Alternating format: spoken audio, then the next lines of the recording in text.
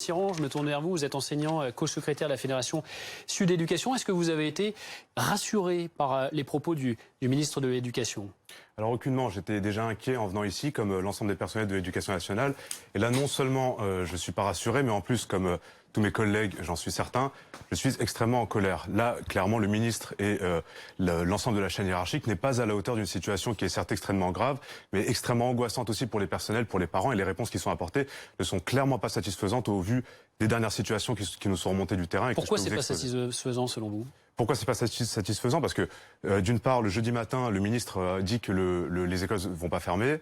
Le jeudi soir, on apprend en catastrophe qu'effectivement ça le sera. Le lendemain, l'ensemble des personnels sont laissés dans une incertitude complète, reçoivent des mails, certains en disant qu'il faut être sur place lundi, d'autres disant que c'est sur la base du volontariat. Toutes les informations les plus contradictoires circulent. Et là, le ministre a réussi à donner la pleine mesure à cette contradiction. J'ai envie de dire, entre son discours initial dans lequel il dit qu'il faut un ou deux professeurs dans une école ou un établissement, et dans sa réponse aux journalistes de l'AEF que je t'ai dit par ailleurs, dans lequel il explique que c'est sur la base de la décision du chef d'établissement ou des inspectrices de l'Éducation nationale. Voilà.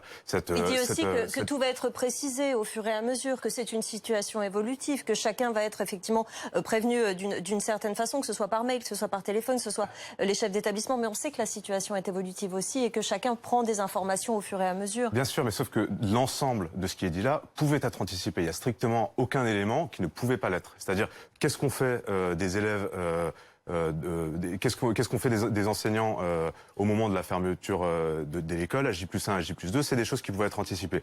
Qu'est-ce qu'on fait des enfants, des personnels indispensables dans la gestion de la crise, c'est des choses qui pouvaient être anticipées. Là, on n'a pas de circulaire, on n'a pas d'arrêté, on a des discours qui se contredisent au sommet même du ministère entre le ministre et la secrétaire générale. C'est une situation qui est inacceptable pour les collègues. Je rappelle que les enseignants, ça représente quelque chose comme 900 000 personnes.